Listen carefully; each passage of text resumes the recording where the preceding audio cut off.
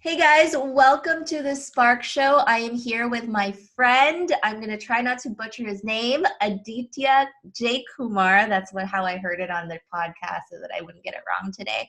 But we call him AJ, and he is the host and founder of My Seven Chakras, a podcast that's received close to 3.3 million downloads. That might be even more now because I just downloaded a bunch of episodes right now. So from listeners in over 150 countries. So AJ has done so many interviews with healers, shamans, visionaries, entrepreneurs, including presidential candidate Marianne Williamson. Like, I love watching her at the debates. People were like, who is this witch? And I'm like, she's awesome. So AJ, thank you so much for spending this time with us today. Thanks, Gwen. Really nice to connect with you once again. Yes, so AJ and I met because we were part of a program and we were accountability buddies for a while. And then we all got busy because I get it. That's what happens to everyone. But I've definitely been admiring his work from afar. So AJ, can you just tell us a little bit about your spiritual journey? A lot of my students, a lot of my listeners are spiritual curious is what I'm talking about. And they have heard a little bit about spirituality, but they don't really know what it is. So would you share your journey on that? Right. So thanks a lot for giving me this wonderful intro. Yes, I do run the podcast called My Seven Chakras. And the purpose of the podcast is basically to help people understand and realize and find out that what we are is not just this physical body. We are much more than that. We are emotions, we are thoughts, and we are made out of energy and light. And the beauty of that realization is that we can sort of take a step back from these emotions that we might be feeling, or these struggles and difficulties that we might be going through, and look at our life just as an observer would, and be able to handle the challenge in a much better way.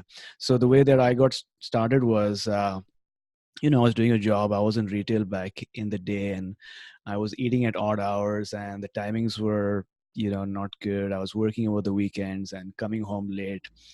And even, the team that I was working with, it was not a very conducive environment, right? Not a thriving environment. And so I used to go through a lot of stress, emotional ups and downs that a lot of your audience goes through, right? As entrepreneurs and creators, we go through a lot of ups and downs.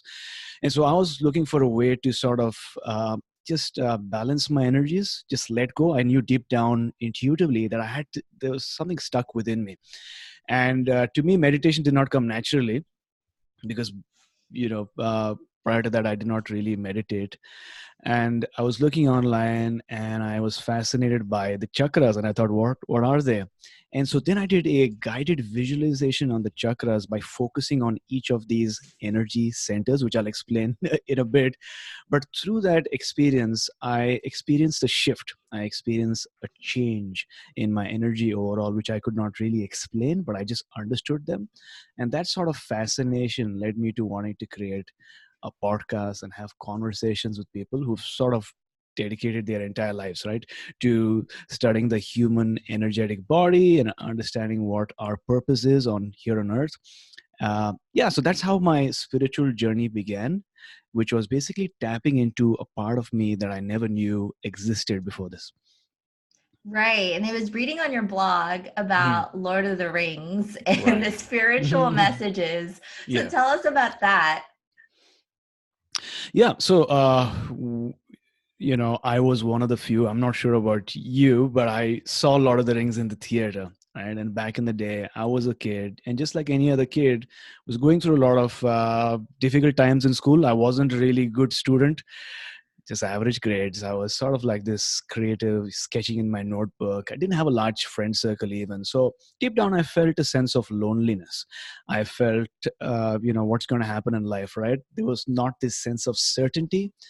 And I felt that I don't have the skills, I don't have the talent, I don't have the backup that would allow me to go to the next level as an adult. And somehow, through the narrative, through the storytelling of Lord of the Rings, I felt this hero within me rise to the surface. as a result of the storytelling. Whether it was Gandalf coming out from the darkness of Balrog, whether it was Aragorn who, was the ultimate hero, but deep down he himself was going on this journey, right, of discovering if it was truly him, or even Frodo, small stature. Nobody would think that he would be the hero, but ultimately he was everyone's hero. And so that movie also, brought out something within me that contributed to my, spiritual awakening. That's awesome. For me, Yeah. it's Harry Potter. I think each Harry person Potter? has their own thing and they see themselves as, Yes. the kid that, didn't have his parents and then he was still able to, find friends and be a hero. So it is like what you said. It's more like seeing ourselves as Mm-hmm. that person with a journey. And I totally Yeah. relate to that because I'm like you, I'm a creative too. And like we do have ups and downs and there's moments of Mm-hmm. like doubt and moments of like feeling like, why are we here? Yeah. So I totally get it. And I'm sure lots of my listeners are listening to that. And so, you talk about energy a lot. And, some people think like, oh, that's so woo. But if you think Mm-hmm. about science and Mm-hmm. what we learn about what everything is made of, matter, right? Yeah. We're all energy. And Yeah. so I'm also, I'm a student of yoga. I've had a little bit of familiarity with the chakras because, I've learned about, balancing and alignment. Yeah. So for people who don't know what the chakras are, can you briefly explain that to us? Sure. And, I am of the opinion that you don't have to really believe in something. I have a very empirical based spirituality approach that you can test things out. And if it works for you, then it's great. And you don't have to, have faith in something if it doesn't work for you, right? And it's as simple as sometimes we go into a room and we feel so amazing, we feel inspired, we feel charged up and excited about the prospects for the future just because of the people that are in that room. And sometimes we go into a room and it's so dull and it's so lethargic and you don't feel like doing anything after that. You just feel like going home and crashing, right?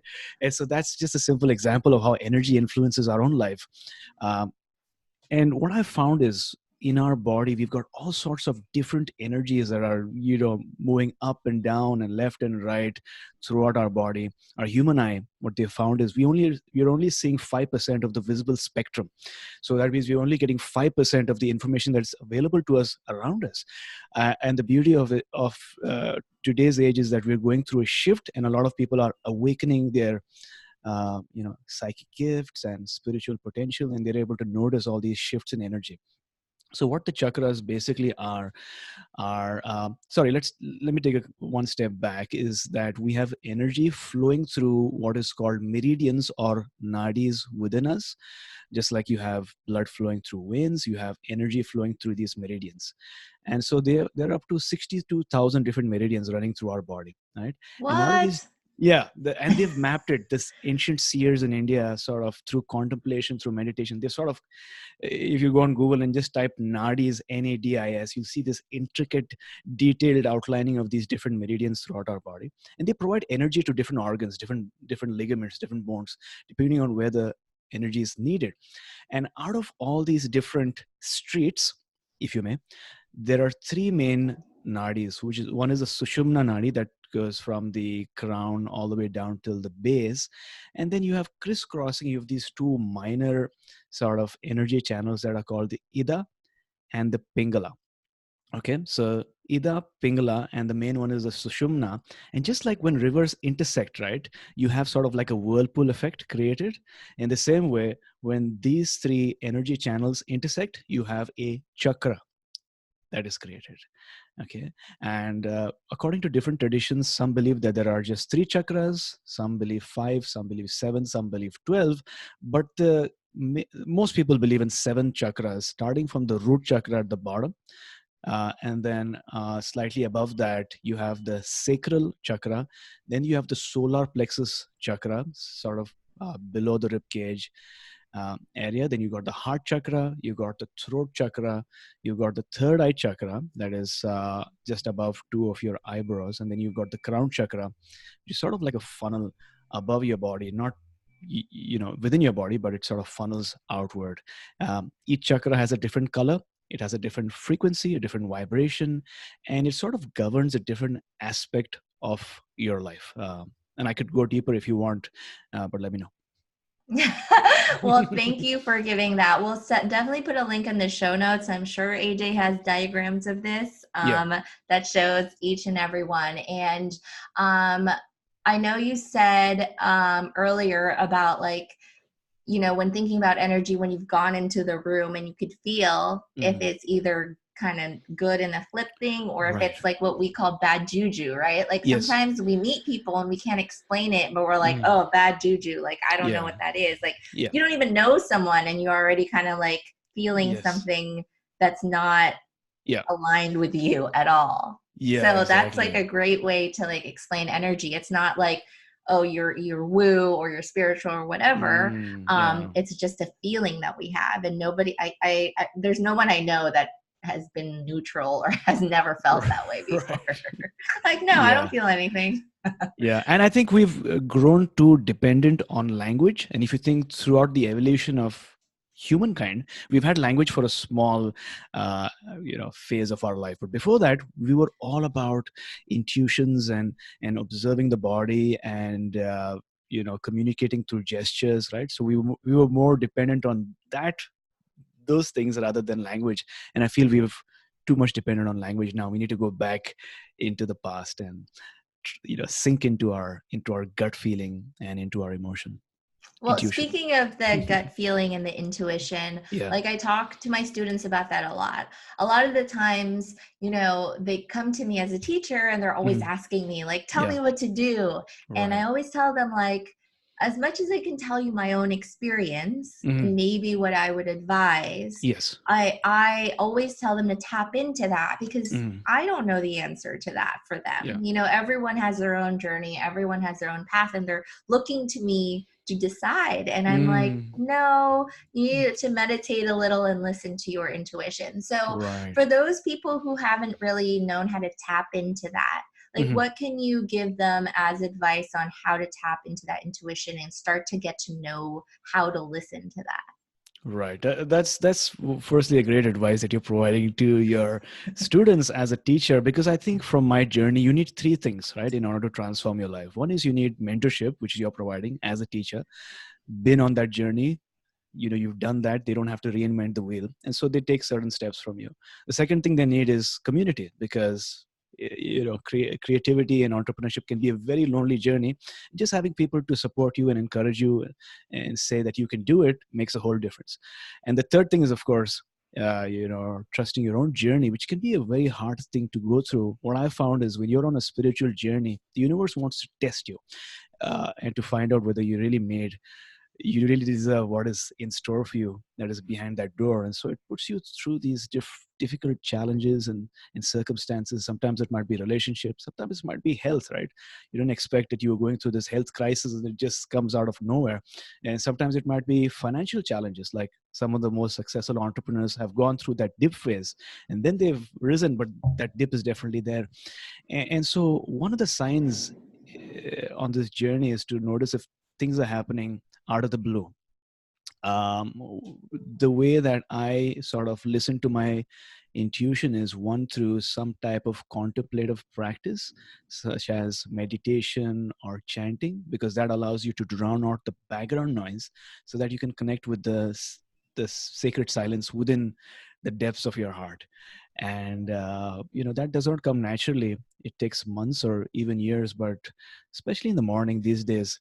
And also part of my podcast, what I do is I do these experiments for 30 days straight, maybe waking up at 5 a.m. or having a cold shower, or not having breakfast for 30 days, just to test myself. And what I've realized is the morning time is the best time for having like a morning routine. I do like a meditation, and also journaling is really, really powerful, especially if you know what question to ask. Like, having like a prompt, like one prompt I ask myself is, if I'm 85, 90 years and I'm on my deathbed, what is that one thing or two things or three things that I'm going to regret the most? Because what happens then is death has a way of, separating what's important from what's not. And you realize, okay, this is what I really need to do. This is what will truly bring out the essence of me, and going more in that direction. So to answer your question, I would say journaling, some form of contemplative practice like meditation, yoga, or even qigong. And third is noticing the signs, which is universe is always trying to communicate you, and the more you get those messages, the more universe or spirit is encouraged. So simple things like maybe like a sign or a spirit animal, or maybe like a message, a synchronicity, or even a number. So for me, 1111, whenever I notice 1111, I know I'm on the right path and things are working towards alignment. So yeah, those things are I what. love that. And I Yeah. know a lot more, like you said, people are starting to awaken to this. Like Yeah. people are starting to talk about 1111, and they're starting to talk about, breath work and Yeah. energy healing. And I love that. And I think Right. that it is just awareness. It is just like noticing, oh, like things happen for a reason. Yes. And in hindsight, like you said, the universe was trying to communicate to me all along, and I Oh was yeah. just like a stubborn human that was Yeah. like, why is my life horrible? And then I realized that, oh, those were the challenges I had to face to Right. get to this point. And Exactly. if we only think of it as challenges, then we're not going to be like, so depressed and sad about it all the time, right? we Yeah. would we would actually welcome those challenges and realize that, that is part of the process, and that's going to get me to where I want to go. So I love that you talked about that. And then I was thinking about self-awareness, and you talk a lot about the higher self, Yeah. and a lot of people are not familiar about that concept and about that awareness. So can you talk a little bit more about, self-awareness and being a witness to those emotions so that you don't become a slave to your emotions? Because a lot of us sometimes get stuck, Mm. right? We feel Mm. stuck Yeah. into it, and we don't know how to get out of it. Right. Right. Yeah. So this is a huge topic for sure. One way to think about it is what the ancient seers used to say, that we as beings are not just a physical body, right? If you really look at us, we are these huge, giant objects of light. Most of our being is not in the earth plane. It's it's in a space where there's no time and space. It's in that different dimension, and a small part of us is here in these physical bodies. And every from time to time we are reminded of that essence. Like for example, when we go on a hike and we see the sunrise, we're connected with that higher self. When a newborn baby is born into the family, we're connected to that essence. When we're laughing without any care in the world, we're connected to that essence. And so according to Vedanta, which is a tradition in India, part of yoga, uh, what it mentions is that we need to really ask ourselves this question: is who are we? Are we this emotion that we are feeling? Are we this thought pattern that we are feeling? Because the emotions come and go, right? So we can't be emotions because they come and go. Yeah. Are we these thoughts? Thoughts come and go, right? Today we're happy, tomorrow we're sad. So we're not the thoughts. And so just this thinking of who are we? Are we this body? No. 10 years back, we sort of look different. And 20 years from now, we will look different. Different body, so we're not the body as well. And so Vedanta helps us understand that we are not our body, we are not our emotions, we are not our thoughts, but we are the silent witness that is witnessing this wonderful game unfold. And so just recognizing this truth of life allows us to navigate through life in a much easier and with much more grace. And yes, through all these practices, by raising our vibration, we are in fact connecting to our higher self from time to time, which wants nothing but joy for us at all points. Intense joy.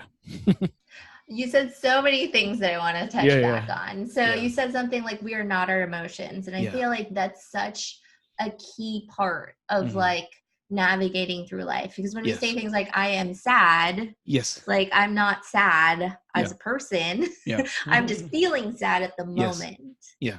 And I've been trying to change that language, just like in our Mm. household. And I feel like, um, with communicating to people. And it also, Yeah. to me, it reinforces that, I'm not a sad soul. Mhm. Yeah, yeah, I'm yeah, not yeah, a, yeah. Yeah. I am just feeling sad at the moment, and that's Yes. okay. And so I love that you see that. And, I've been working on this process for a while now, and like witnessing that Mhm. just makes it feel better, because then you should know that, it's like you said, it's a temporary Mhm. state of emotion that can Yes. change tomorrow.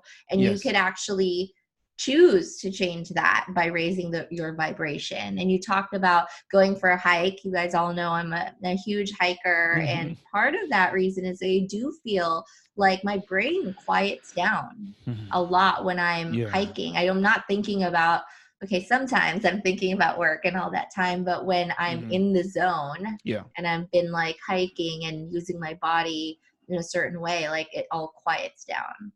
Oh yeah, absolutely. I was just here. We're also blessed with a lot of beauty, and my friend is a professional fisher, so he goes fly fishing. And we went in the outback in Squamish, which is near the Whistler Mountains. You might have heard of Whistler, but we both went 5 a.m. to a river, the Squamish River, and I don't fish. I don't like the idea of killing fish. We were just planning to catch and let it go back into the river. But the whole experience, like you mentioned, waking up in the morning, sub-zero temperatures, being able to see within a matter of 45 minutes a bald eagle, a blue heron, some seagulls, fish. We saw some, something. I don't know if it was a fish or just some movement, The but Loch Ness Monster. the Loch Ness monster. But to just be able to see so much, so many animals and life apart from humans, has the effect of really healing us. And so, I think it's called forest healing. It's a practice in Japan where you just go into the forest and just let go. I think I saw something on that the other day about Right. forest healing and Forest bathing. Yeah, forest bathing. forest I think that's bathing. what they call it. Well, I feel like that's why I feel like when you see the Japanese people, they're so at peace, and they're Yeah. always like doing things in a natural form Yeah. to promote healing. And I feel like as Americans or Yeah. even Canadians, sometimes Yeah. we're so guilty of wanting achievement, and we're Yes. so guilty of like not guilty, but we have the tendency Mm. to relate our fulfillment and success Yeah. to achieving something, Right. achieving a goal. And when we Yeah. don't achieve the goal, then we're bad people, or we didn't live up to our full potential. Yes. But in reality, like you said, like we're most happy and joyful Hmm. when we're like don't have those cares in the world. Yes. Yes, absolutely. I think there's best of both worlds, right? Every civilization, every country has its ups, right? I mean, the beauty of USA is that it's all about a go environment. It's the ideals of living in a capitalist world, and there are good things to that, because the understanding is no matter who you are, where you're from, what your circumstances are, you can use the opportunities and be the best that you can be.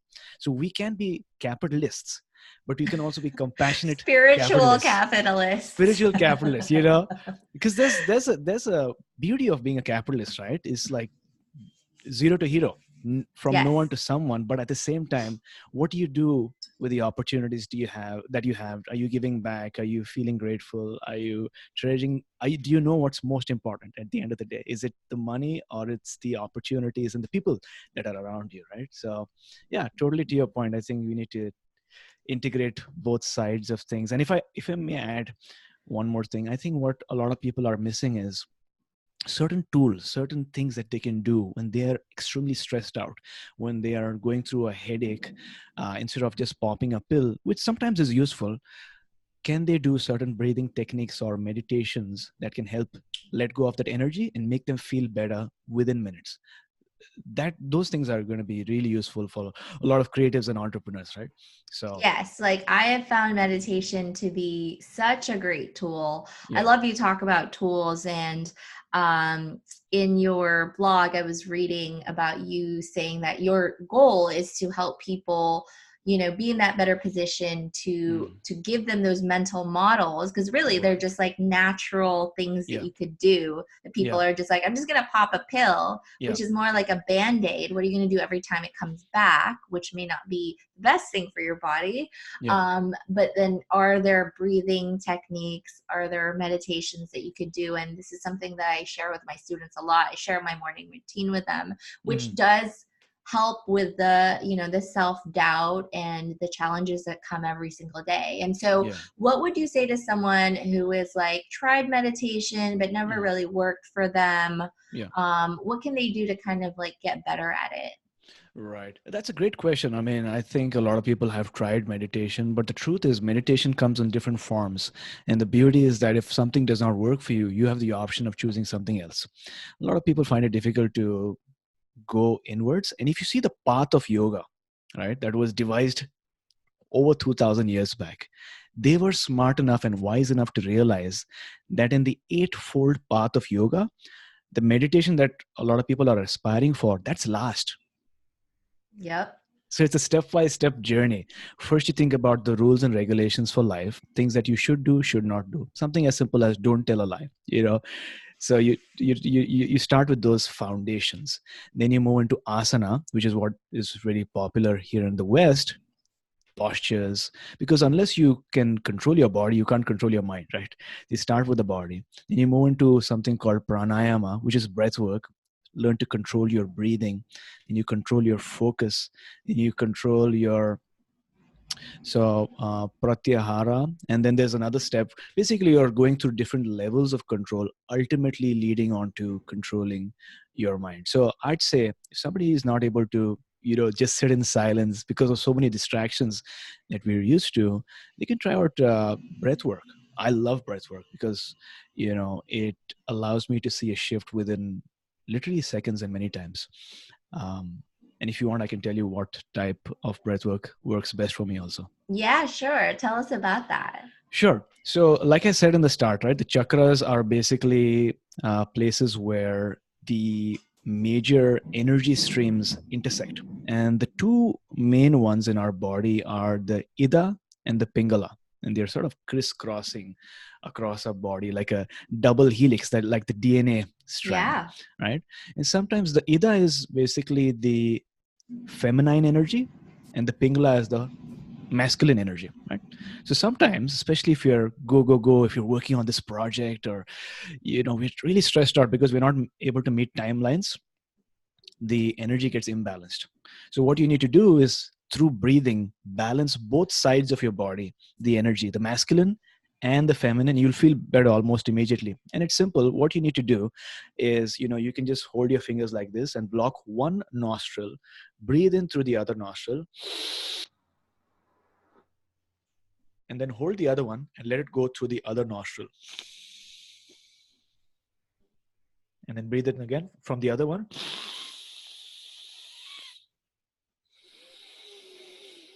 And you breathe out. And you do this, up and down for about 2 minutes. What tends to happen is you're essentially moving air up your nostril, into your third eye, and down from the other nostril. So you're effectively balancing the Ida and the Pingala, the masculine and the feminine energies. And it just works. You don't have to believe anything. You don't have to have faith. You test it out. And the very fact that you're getting pure natural oxygen in your body, you're consciously breathing, you will feel much better. I love that. Thanks for sharing that. Like I've done that in a yoga class and I can tell you that I felt something crazy at the end. Yeah. Like, because I feel like you were right. Like I'm always go, go, go. I'm always in my masculine. And so my feminine energy needed a little boost of air and oxygen. So when I was doing it, I was like, why does it feel weird? And I was like feeling something different. And afterwards I felt amazing, but it felt like I needed it because I was so much in one side. So the balance is definitely something that I still need to work on as well in my practice. Oh yeah. All of us, it's all of us. Yeah, because it's not just one step that you take in your balance for life, right? You go in and out of balance. It's a never ending practice. That's what I feel like I keep telling a lot of my students and the listeners here. It's like people always want like the short term gain and they think like, okay, I'm just going to do breath work for 2 minutes and then I'm never going to doubt myself ever again. But actually like it's going to come, like you said, it's ups and downs. The more we do and the more we want to aspire, like the more challenges are going to come. And these tools are just like things you can keep in your pocket and be like, oh, I'm not feeling so well, let me do some breath work. Or, hey, I'm like feeling confused, let me do some meditation so I could tap into the intuition. So there's like a bunch of tools, like you were saying, that they could just help. But first they got to be aware that those tools actually exist. Absolutely. And also sometimes what happens is, sometimes when you experiencing some pain, we want to heal it. Yes. Right? We want to let it go. Right away. But the truth is that sometimes that pain in our life or that discomfort might be there for a reason.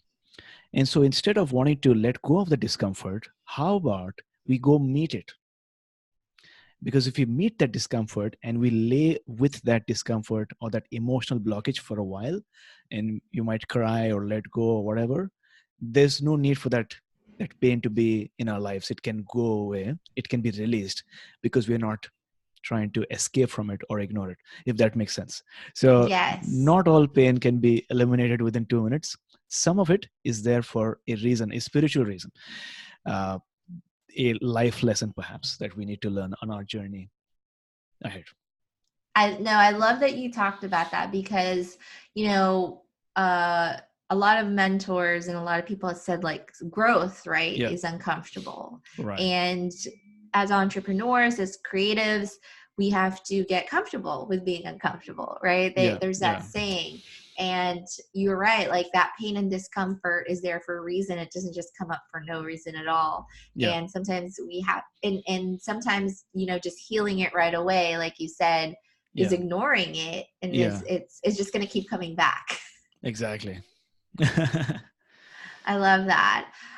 So we talked a little bit about self-doubt, and sometimes as creatives, as entrepreneurs, we're always looking at other people and kind of suffering from that comparison syndrome, comparitis, and like looking at, why is it that, someone's doing better than me, or how come I'm not there yet?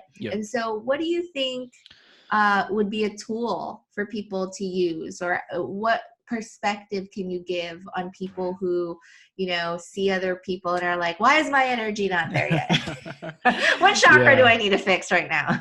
Yeah. That's so true. That's so important to realize, right? I mean, I go through it myself. Like I've been doing my podcast for a long time now, and I've not yet reached where I need to be. And it's so easy to compare myself with somebody else who's been on that journey and is seeing different levels of success. But one thing that I do is, realize first of all that, comparison is not logically right, because we don't know what they've gone through before they even started a podcast. Like in my example, we don't know what difficulties and issues that they've been through. We only see the good part, what's on Instagram or on Facebook. We don't see the other stuff, the 99% that goes on there. So firstly, just reasoning with yourself that it's not logical to compare. We each have our own journey that we need to go through. So that's one thing that I do. And just trusting, right? It comes back to trusting your own journey, your own circumstances, because I believe that each of us has a purpose. Each of us has a project that we need to embark on, and nobody else can do it except for us. And unless we do it, the universe will not be able to express that aspect of life, because it can only do it through us. So we need to actually cherish and rejoice that we've at least been given this mission. And if you do somebody else's mission, even if we do it well, that's not us. So that's, that's not up to what we're truly meant to do. So that's one, having that perspective. And the other thing is, I try to shift my perspective by saying if somebody is successful, then it means that success is possible. That's first, right? And if they can do it, then so can you. So that's the other perspective. And thirdly is to just cherish them. It's to wish the best of opportunities and things that can come in their way so that they reach their goals. Why? Because again, coming back to Vedanta, is the understanding that we, each of us, are part of this single consciousness. We might seem different, but deep within us, at the spiritual level, we are each the same. And so if they grow, then in a way we grow too. And so, just to summarize, one would be comparison is unfair, and to logically just reason that out. And second is to wish them the best, because if they succeed, then in some way or the other, it's too complex to even explain, but in some way or the other, you will win as well. Maybe you get that idea, oh, I can do it this way. Or maybe you get, oh, this is working for them, let me try out this. So learning something from their success, not copying, but at the same time not feeling that sense of envy, because it's so natural, right? It's not like you're a bad person, it's just natural to feel a little bit of envy, especially if all of us are working so hard together on this journey. Awesome. I love that. So, you guys, I will link over to AJ's podcast. I don't know why he thinks he needs more than 3 million downloads, because I would be happy with that. There goes the see, like, I'm happy for him. And I'm like, hey, you're doing so amazing. And then one more thing, I know you are launching your action tribe. So can you tell us a little bit about that and where people can go if they're interested? Sure. So, by the way, to answer your question about why do I want more than 3.5 million, numbers at the end of the day don't matter much. Ultimately, it's about the impact and the relationships that you've made with people, right? I just put it out there because a lot of people feel inspired that this is possible. We were talking before this interview, I want to get into video now because I feel that that's my next sort of thing, storytelling, and being able to just use so many different things like cinema and effects and sound effects in a video medium will improve my skills to the next level. So that's sort of where I'm going. But in terms of our action tribe energy circle, that's sort of like a mentorship that we're launching pretty soon. A lot of our audience members want to learn the skills and practices and techniques from a variety of mentors, whether it's a shaman or a Reiki master or a meditation teacher, or maybe even a successful entrepreneur. And so what I've done is, over the years, whoever mentor I've come across, I've put together all these mentors in a group that's called the Human Revolution Council. And the program is a month-to-month experience where they will learn through a masterclass all these different techniques to master their energy, whether it's healing, awakening, or even more abundance into their lives. And so that's called the Action Tribe Energy Circle. And if your audience wants to learn more, then we have a wait list right now, which is at seven is a word, my7chakras.com/waitlist. Awesome. And we'll link over to that, your website, and your awesome podcast in the show notes. Thank you so much for listening. And thank you, AJ, for being with us today. And yeah, thank you so much. I'll see you soon. Yes, thanks a lot, Gwen. I just wanted to mention that you've got a very positive aura about you, and the fact that you're always smiling, it makes a huge difference, right, to all your influencers' life. And the fact that you've achieved so much and are also helping people build their own brand and monetize their passion. It's a lot of work. I know that it's not easy, but yet you're doing it, which is a huge victory by itself. So thanks a lot for what you do, and thanks a lot for inviting me on this beautiful show of yours. Oh, thank you so much. Well, thank you for that. I'm glad my chakras feel good too. I'm not bad juju today. But yeah, thank you guys for listening to this episode, and we will see you in the next one.